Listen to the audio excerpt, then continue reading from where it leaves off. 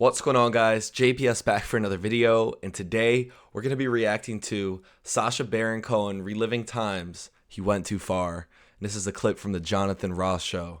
Now, I'm really excited to get into this because, as you all can imagine, there's probably a lot of times that Sacha Baron Cohen went too far.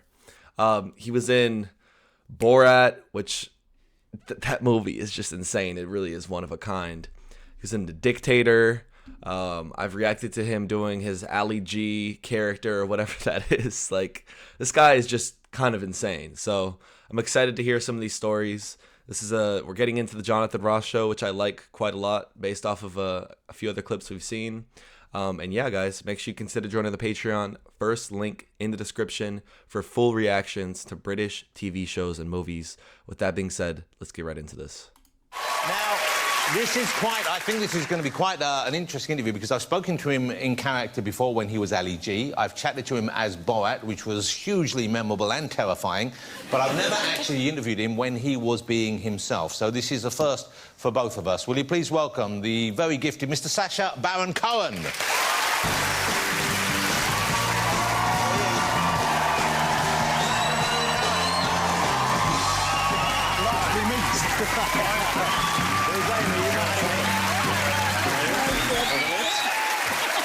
Hey, Sacha, no, you come here. You come here. Already you don't know what to do, being yourself. I've no idea. Well, no, this is genuinely. a terrible decision. Well, does it feel strange not being a character in front of an audience for you? Yes, it feels bad. It feels bad. I'm regretting it. But I would have thought being those guys, because they're such weird comic creations. Maybe for you. I would have thought that would be more difficult. I mean, coming out as Borat certainly takes a certain amount of crazy confidence. Well, the problem with Borat originally was... Am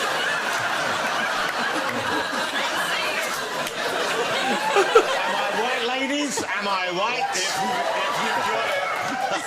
Yeah, that was an interesting decision. That was... If you see, the nipples are covered. Yeah. It's very discreet. It's kid-friendly. But that is old school sexy. Yeah. So being yourself then, what kind of when you are out as yourself, because I think of you, you're a smart person without doubt, but do you fit in with Hollywood crowds well? Are you at ease with other famous people? Or, No. hiding? I'm very scared to be next to Amy, firstly. Good. But I've spent a few years in Hollywood and it's been a disaster, actually. Because socialising has been very difficult for me. I once went to a party the first week I was there and Jim Carrey was there. Wow. He was complaining about being single and suddenly there was quite an attractive woman went past and I go... She was looking at him and I said, what about her? She looks like she's up for it. And he goes, that's my daughter.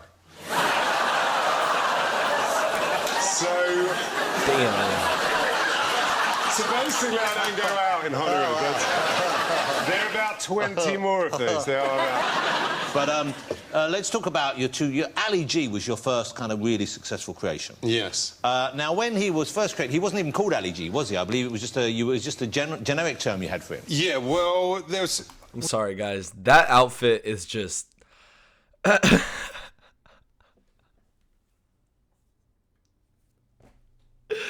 so crazy. Generic term you had for him. Yeah. Well, there's. We actually shot it, I think, in the next studio to this, the 11 o'clock show, back in the 90s, back in the old school. And originally, they came up. They said we want to do this character called the Youth.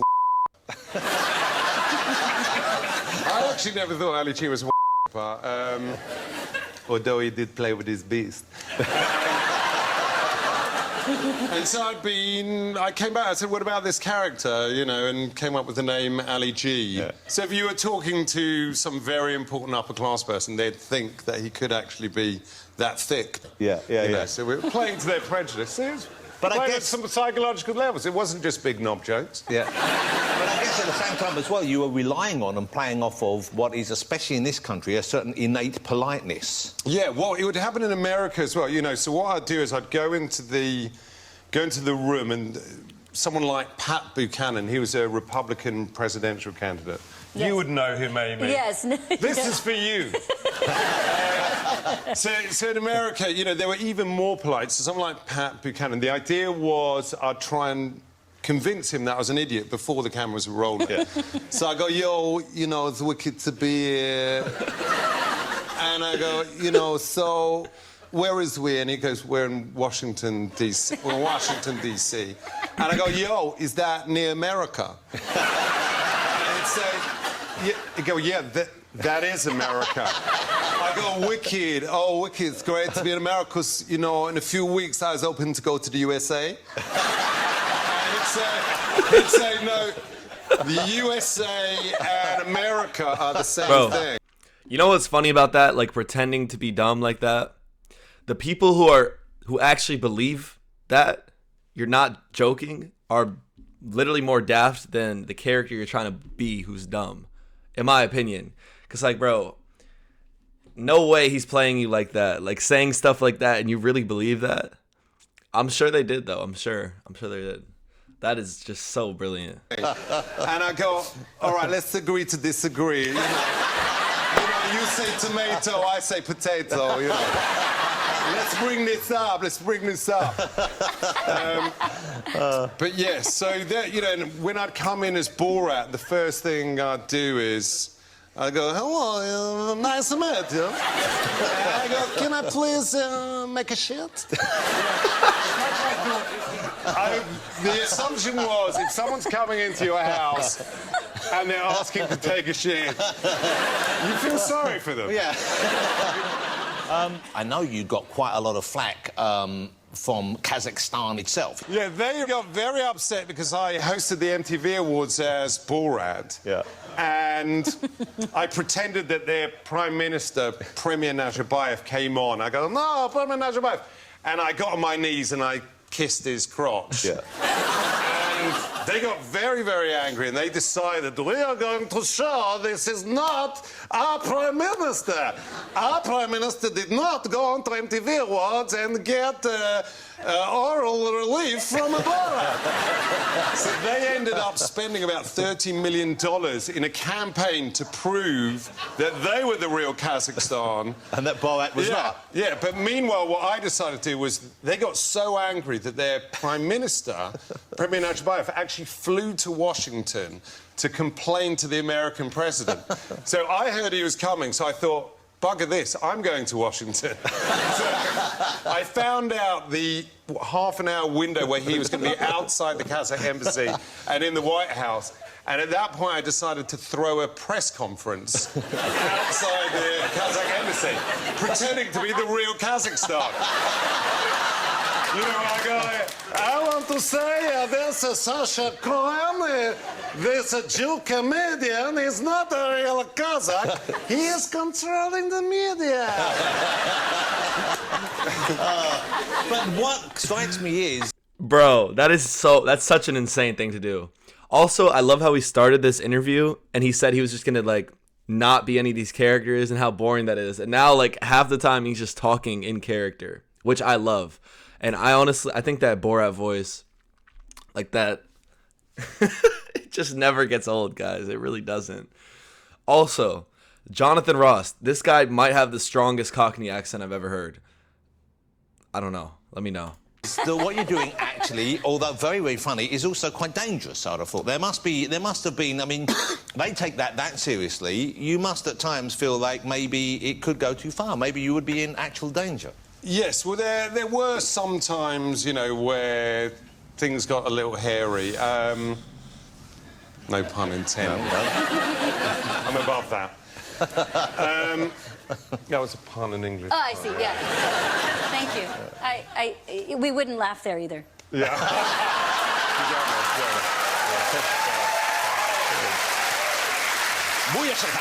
Yeah, or whatever. But yes, so, you know, it would occasionally get a bit hairy. There was a time we did this cage match at the end of this movie for Bruno. Bruno was this gay Austrian character that I played. That's him. Anyway, the idea was we built this ultimate fighting arena and we had like 2,000 How would you describe them? Sort of quite violent people in Arkansas. Oh, yeah, rednecks? Rednecks, Yeah. rednecks, thank you. I wanted you to say the offensive term rather than me. That should get out of jail card right there. Exactly. And then basically the idea was, I had a lawyer, and he was actually based in India. We had all these sort of Indian lawyers who... Hold it, why is your lawyer based in India? Well, cheaper. Cheaper. I mean, you know, we had literally one guy, he was like the expert in Arkansas law, and he'd go, well, in the case of Mackenzie against the state of Arkansas. By the way, that was actually the way he spoke, and that became the basis for a character I did in Madagascar, King Julian. I like to move it, you know, so... Bro, because I saw that he was in Madagascar, but I'd never put it together that he was King Julian. No way. Oh my god, this guy has been like all over the place, and you would never even... Wow. I mean, that is an animated film, to be fair, so... But still, wow. Wow, this person's very quick. Yeah. So, but basically, he said, all right, he goes, whatever you do, I'm going to make his accent English now. He goes, whatever you do, he's going to be American now. Whatever you do, okay, not a very good American. Okay, he's going to be English. He goes, whatever you do not cross a state line and incite a riot, because that's a federal offence, imprisonable for 5 years. I go, well, the problem is, I am crossing a state line in order to incite a riot. And the idea was that me and my boyfriend in the movie, as opposed to my boyfriend at home, would basically have a fight and then start kissing and have close to sex in the arena. So you're in front of Ultimate Fight fans. Yes. And I start kissing my boyfriend, we're making out, and the lawyer had said, you know, kiss on the mouth, but not... You know, you cannot kiss on the nipples. I'm like playing with the nipple. And they give me these 15 laws. You know, the finger must not be close to the rectum. Open, and I bet open palm, is open palm all right on the anus? Open palm is fine, you know. And so we start making out, and, you know, all the time his hand's getting a little bit close to my rectum, and I'm taking it off.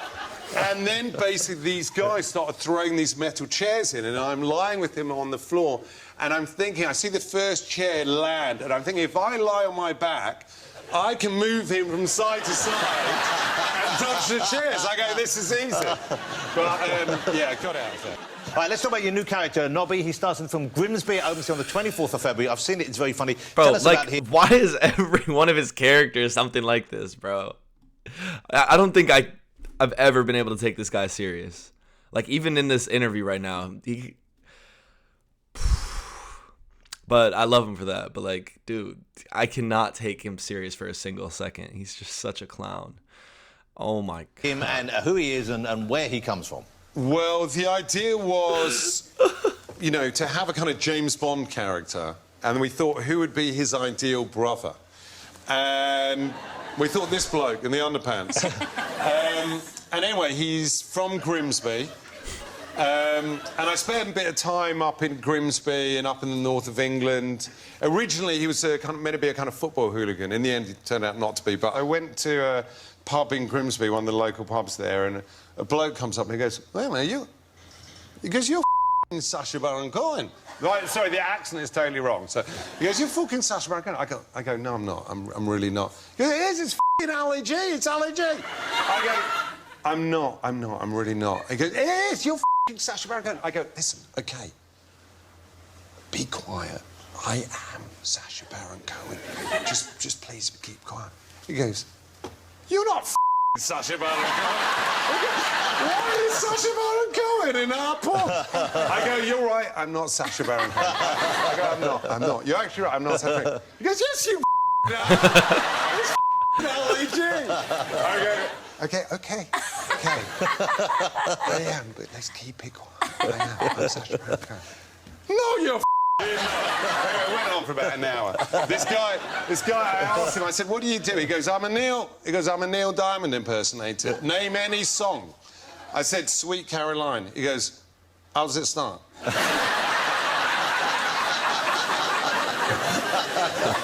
The worst Neil Diamond impersonator in the world. Exactly. Ladies and gentlemen, the fabulous Mr. Sacha Baron Cohen.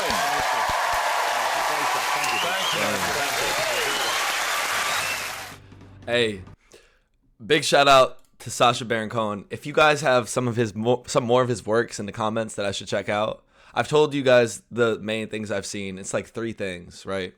Borat, Dictator, Ali G. I don't even think that was a film. Like, it was like a video that I watched, but I'm sure he's done multiple bits with that. But let me know if there's more that I should check out, because this guy is funny as hell, and he's a very unique person. Very unique. Like, I've never seen someone act quite like him, but yeah, he's very funny even in real life. When he's not in character, he doesn't need to play those characters, but when he does, it's just even funnier. So also shout out Stephen Fry. I've always wondered, like, I haven't always wondered because I just started watching this, but like, what is the role of Stephen Fry and his boy right here? Like, they're just sitting on the couch. Are they there for like the reactions kind of thing or what? Let me know in the comments. But yeah, I hope you guys enjoyed this. If you did, hit the like button, hit subscribe, and I'll see you all in the next one. Peace.